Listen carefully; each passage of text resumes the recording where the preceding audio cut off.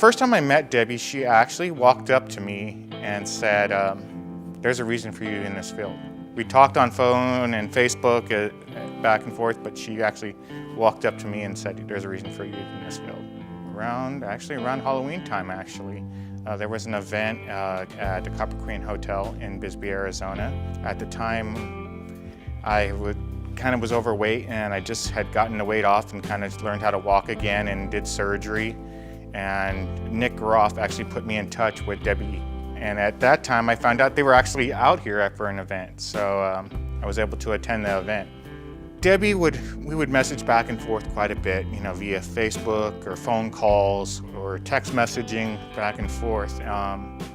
Debbie really kind of looked out for me quite a bit.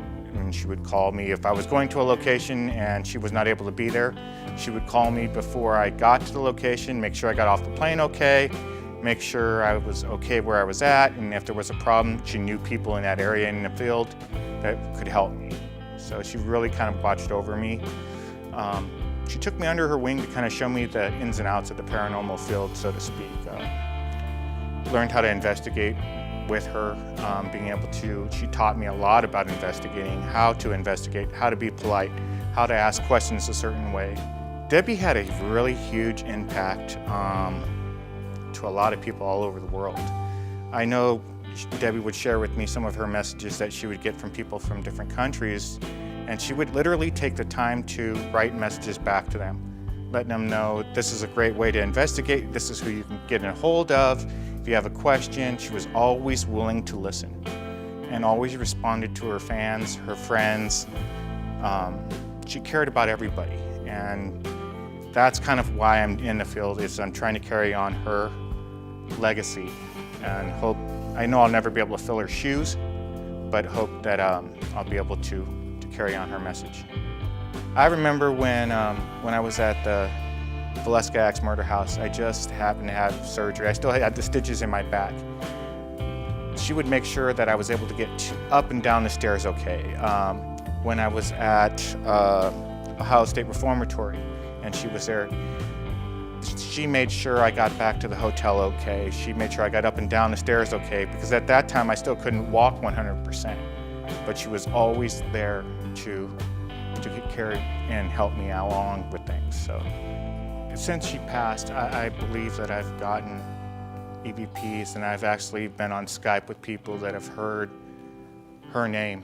There are very few people that know this, but it's as of lately I'm kind of more coming out and telling people I have been able to capture her voice. I've shared it with a number of people privately, but it's a message that I believe that we have to have an open heart, and she had an open heart, and I think that's where she wants this field to go, is where we're all together in this, and we're trying to find out what's the next step in life. I know that it's rough for Deb.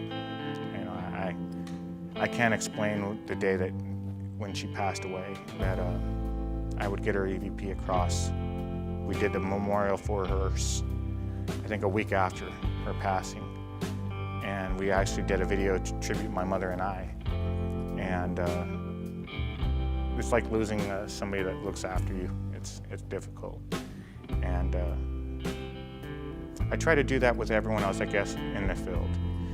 I try to look after them as much as I can. I try to help them in some way, and I believe that that's what drew us together, was that friendship together. And she automatically knew, I don't know how she knew, but she knew that we'd finish each other's sentences, or we had ideas and we'd bounce them off of each other, and she just, I don't know, we're like 3 peas in a pod. I mean, you could put a group of us together and it would just, I don't know, it would work. She really had a huge effect on this field. When she passed, there were thousands of people that would write messages saying how she affected, them in the paranormal field and got them interested in the paranormal field, and how she had them questioning and asking questions about the field. How can we make the field a better place, and what can I do to investigate? How do I learn to investigate, and carrying on her message? So she had a real huge effect on this field.